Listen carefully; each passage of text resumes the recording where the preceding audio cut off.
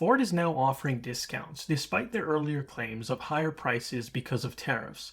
They're now offering employee pricing in an effort to help American families. That's their words, not mine. And so I guess this is their gesture of kindness to American families in these times of tariffs. Guys, I'm going to explain to you why this is all BS. They're not doing this out of the kindness of their hearts. They don't give a damn about helping families. They're doing this for their own pocketbooks.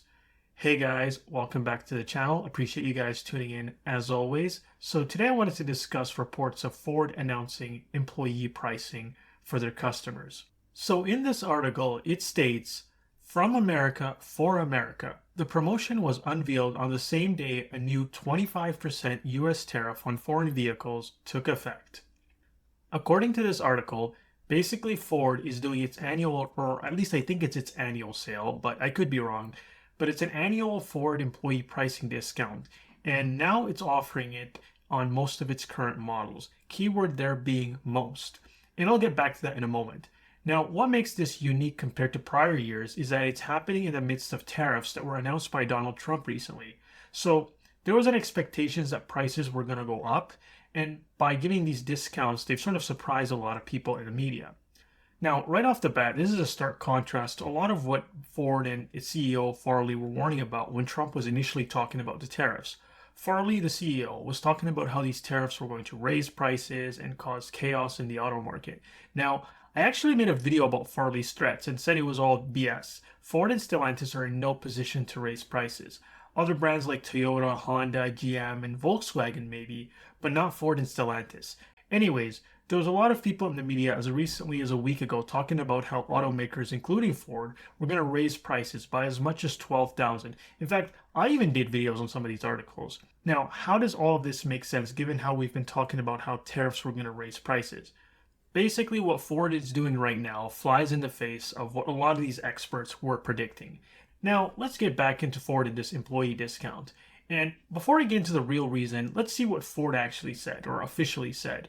This is their quote. "We understand that these are uncertain times for many Americans," Ford said in a statement to CBS News. "Whether it's navigating the complexities of a changing economy or simply needing a reliable vehicle for your family, we want to help."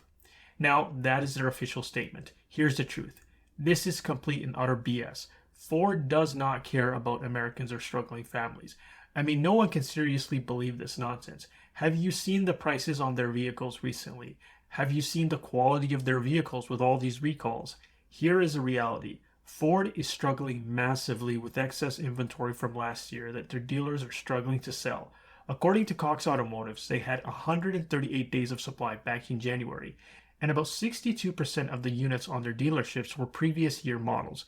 They're desperate to move metal, and know they have to give out discounts to get customers to buy their crap. That's the truth.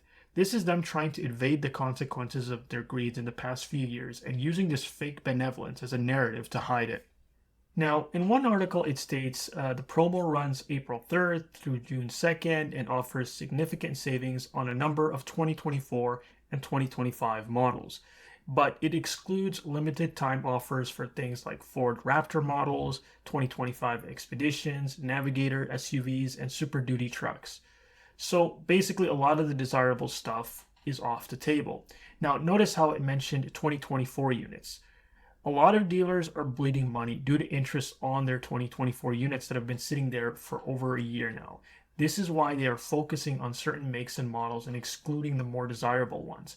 They want to get rid of this inventory. If this was a genuine desire to help Americans, why not include all models? And it's interesting because you know how Stellantis is talking about introducing employee pricing as well. It seems like when one struggling automaker gets exposed for their bluff, others start to fold as well.